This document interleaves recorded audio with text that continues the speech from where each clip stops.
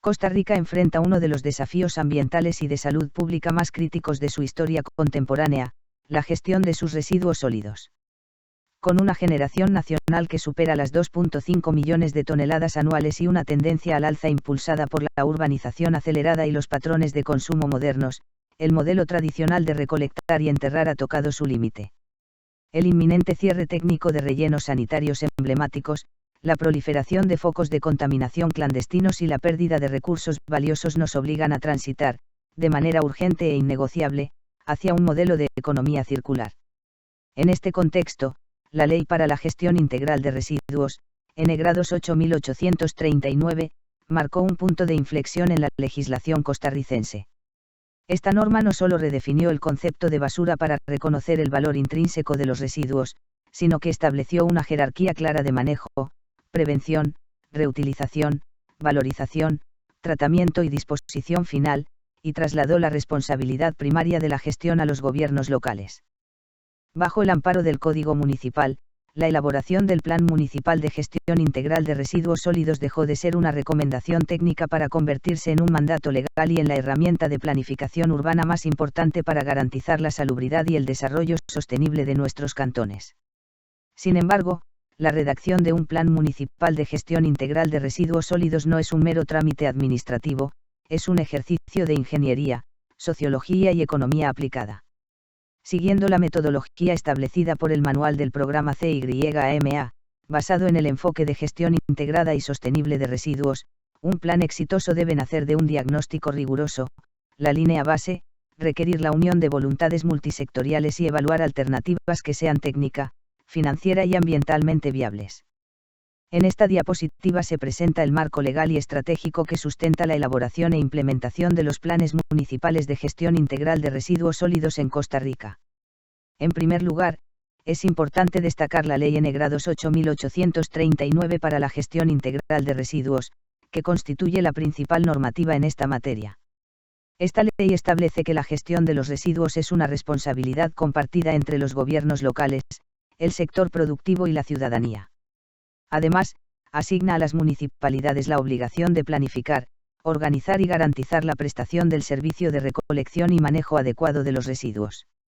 Complementariamente, el Código Municipal, Ley N-Grado 7794, otorga a los gobiernos locales la autonomía administrativa y financiera necesaria para desarrollar estos servicios, lo que les permite definir estrategias, aprobar reglamentos, establecer tasas y destinar recursos para fortalecer la gestión integral de residuos en sus territorios.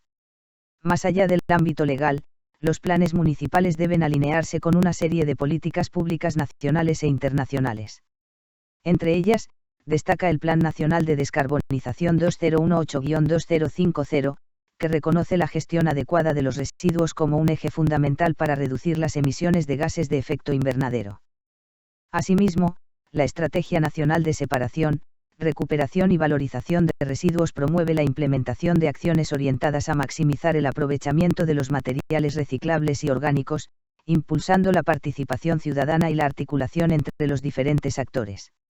De igual forma, estos planes contribuyen al cumplimiento de los Objetivos de Desarrollo Sostenible, particularmente el ODS 11, relacionado con ciudades y comunidades sostenibles, el ODS 12, enfocado en la producción y el consumo responsables, y el ODS 13, orientado a la acción por el clima. En este contexto, el principal desafío que enfrentan las municipalidades es transformar el modelo tradicional de gestión, basado en la recolección y disposición final de los residuos, hacia un enfoque de economía circular, donde los residuos se conviertan en recursos mediante la reducción, la reutilización, el reciclaje y la valorización.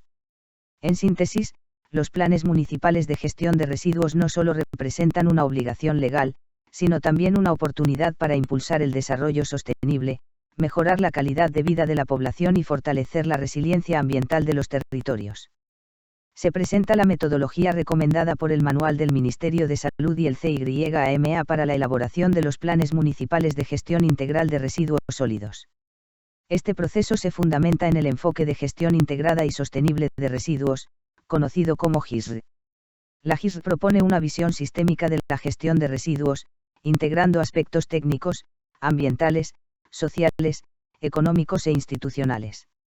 Su objetivo es garantizar que las decisiones adoptadas por los gobiernos locales sean viables, participativas y sostenibles en el tiempo.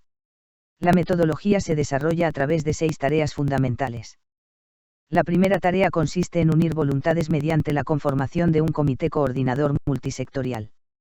Este comité debe incorporar representantes de la municipalidad, instituciones públicas, sector privado, organizaciones comunales, gestores de residuos y ciudadanía. La participación activa de los diferentes actores es clave para lograr una gestión efectiva y generar corresponsabilidad. La segunda tarea es la elaboración del diagnóstico o línea base, que permite conocer la situación actual del cantón.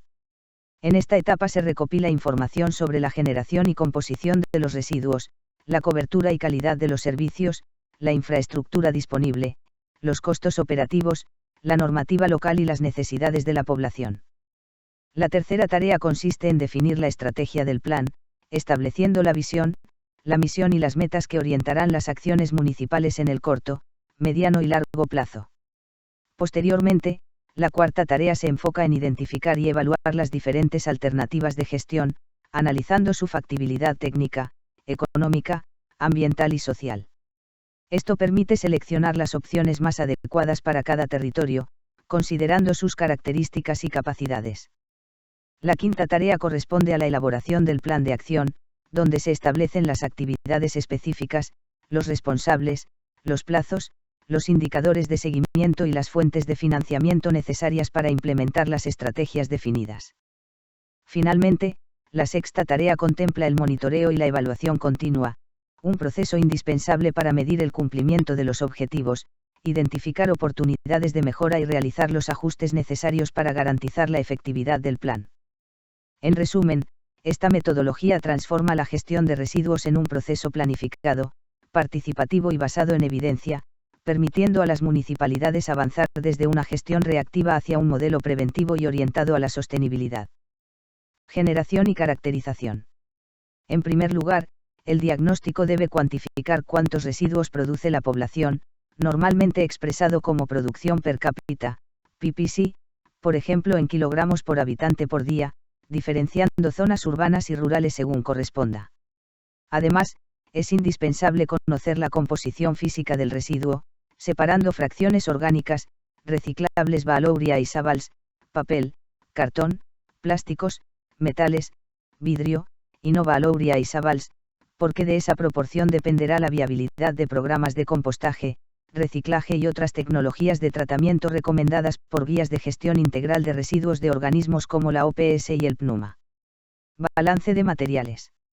El segundo punto es elaborar un balance de materiales que responda a la pregunta, de todo lo que se genera en el cantón, qué proporción se recupera informalmente, qué fracción entra a los sistemas formales de recolección y cuánto termina efectivamente en el relleno sanitario u otros sitios de disposición. Este balance permite identificar pérdidas de materiales aprovechables, fugas hacia botaderos ilegales y oportunidades para fortalecer sistemas de reciclaje o centros de valorización, en línea con los enfoques de economía circular promovidos en políticas regionales de residuos. Infraestructura y flota. El tercer componente se centra en la infraestructura y la flota, evaluando el estado mecánico y la capacidad de los vehículos recolectores, la antigüedad del equipo, la disponibilidad de equipos de respaldo y la compatibilidad con las condiciones topográficas del cantón. También se analizan la eficiencia de las rutas de recolección y los tiempos de carga, utilizando indicadores como kilómetros recorridos por tonelada recolectada o consumo de combustible por ruta, lo cual permite proponer optimizaciones logísticas que reduzcan costos operativos y emisiones. Pasivos ambientales. En cuarto lugar, se incluye un inventario de pasivos ambientales, que abarca la localización y caracterización de botaderos clandestinos, sitios contaminados y otros focos de impacto asociados al manejo inadecuado de residuos. Para cada sitio se suele registrar volumen aproximado de residuos, tipo de residuos presentes, afectación a cuerpos de agua, suelos o infraestructura, y nivel de riesgo para la salud pública, información clave para priorizar acciones de cierre, remediación y vigilancia según buenas prácticas descritas en guías de gestión de pasivos ambientales. Análisis económico. Finalmente, el diagnóstico económico compara los costos reales de operación del sistema de residuos, personal, combustible, mantenimiento, disposición final, programas de reciclaje, con las tasas y tarifas efectivamente recaudadas por el municipio. Esta comparación permite identificar el déficit o superávit financiero, evaluar la estructura tarifaria actual y valorar la necesidad de ajustes, subsidios cruzados o nuevas fuentes de financiamiento, siguiendo criterios de sostenibilidad económica recomendados por manuales de gestión municipal de residuos sólidos. Toda alternativa debe pasar por el filtro de la factibilidad. No podemos proponer una planta de compostaje industrial si no tenemos los terrenos, los permisos del MINA/Setena y el mercado para el compost. Debemos evaluar el BAN considerando los ahorros por extensión de vida útil del relleno sanitario y la venta de materiales. Marco normativo. El primer eje es el marco normativo, que incluye la actualización o elaboración de reglamentos cantonales de gestión de residuos, alineados con la legislación nacional vigente sobre gestión integral de residuos y salud pública. Estos reglamentos deben contemplar sanciones por incumplimientos, por ejemplo, disposición inadecuada, quema de residuos, botaderos clandestinos, y, al mismo tiempo, establecer incentivos para quienes separan en la fuente, participan en programas de reciclaje o reducen la generación de residuos, como recomiendan diversas guías de política pública en residuos sólidos. Optimización operativa. El segundo eje aborda la optimización operativa, que implica rediseñar las rutas de recolección para hacerlas más eficientes, minimizar recorridos redundantes y reducir costos de combustible y tiempos muertos. También incluye la renovación gradual de la flota de camiones recolectores y equipos de limpieza urbana, incorporando criterios de eficiencia energética y emisiones, así como el fortalecimiento de los programas de barrido, limpieza de espacios públicos y control de puntos críticos de acumulación de residuos. Tecnología y fiscalización. El tercer eje se centra en el uso de tecnología para mejorar la fiscalización del sistema, integrando herramientas como GPS para el seguimiento de camiones, cámaras de vigilancia en puntos críticos y aplicaciones móviles de denuncia ciudadana. Complementariamente, se contemplan básculas en estaciones de transferencia o rellenos sanitarios para registrar de manera confiable las toneladas manejadas, lo cual permite construir indicadores operativos y de cumplimiento más robustos, siguiendo buenas prácticas de monitoreo recomendadas por organismos internacionales en gestión de residuos. Infraestructura de valorización. El cuarto eje trata sobre la infraestructura de valorización, que comprende la instalación y fortalecimiento de centros de acopio para materiales reciclables, plantas de compostaje para el aprovechamiento de la fracción orgánica y estaciones de transferencia que optimizan el transporte hacia sitios de disposición final. Estas infraestructuras permiten incrementar las tasas de reciclaje y recuperación de materiales, reducen el volumen que llega al relleno sanitario y potencian la creación de empleo local en cadenas de valorización, en línea con los enfoques de economía circular y gestión integral promovidos en la región. El quinto eje corresponde a la erradicación de focos, referida a la intervención integral de botaderos clandestinos y otros puntos de disposición ilegal de residuos. Esto implica no solo el cierre físico y la limpieza del sitio, sino también acciones de remediación ambiental cuando sea necesario, reforzamiento de la vigilancia y sanciones, y medidas sociales y educativas con las comunidades cercanas para evitar la reaparición de estos focos. Educación y gobernanza. Por último, la diapositiva resalta el eje de educación y gobernanza, que incluye la conformación y fortalecimiento de comités comunales de residuos y otros espacios de participación ciudadana. Asimismo, se destacan las alianzas público-privadas como mecanismo para integrar al sector productivo, organizaciones sociales y empresas de reciclaje en el diseño, financiamiento y ejecución de proyectos de gestión de residuos, coherentes con los modelos de gobernanza colaborativa recomendados por manuales de gestión municipal sostenible. No existe un talle único. La ingeniería debe adaptarse al territorio. En San José, la tecnología y la fiscalización son vitales por la densidad.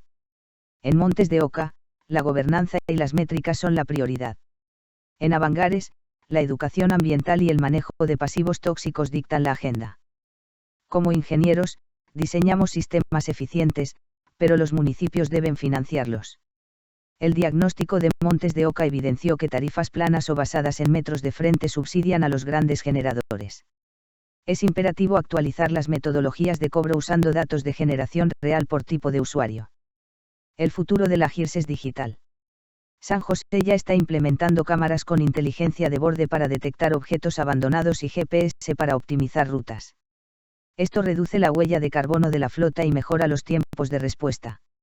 Además, el compostaje descentralizado en mercados es una solución de ingeniería sanitaria de bajo costo y alto impacto. Voluntad política y gobernanza. El primer mensaje es que sin voluntad política y una estructura de gobernanza clara, el PNGIRS está condenado al fracaso.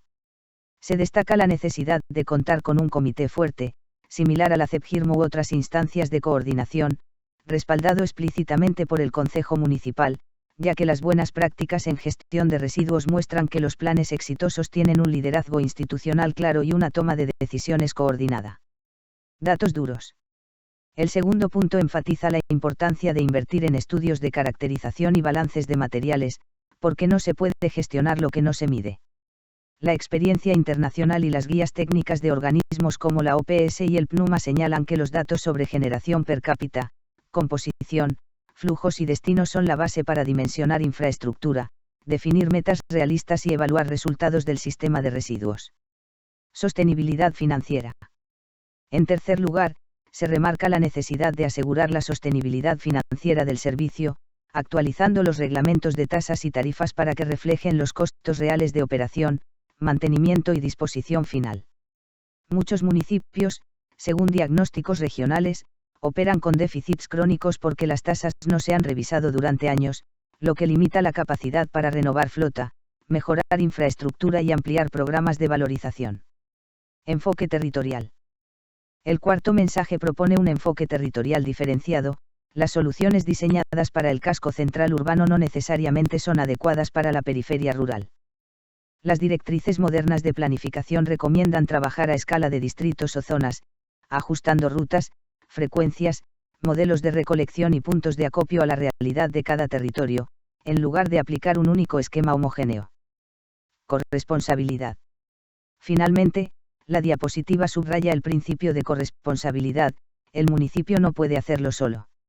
Se recomienda involucrar de manera activa a la empresa privada, las cooperativas de recicladores y la ciudadanía, promoviendo acuerdos, alianzas y mecanismos de participación que repartan responsabilidades y beneficios, tal como sugieren los enfoques de economía circular y gobernanza colaborativa en gestión integral de residuos.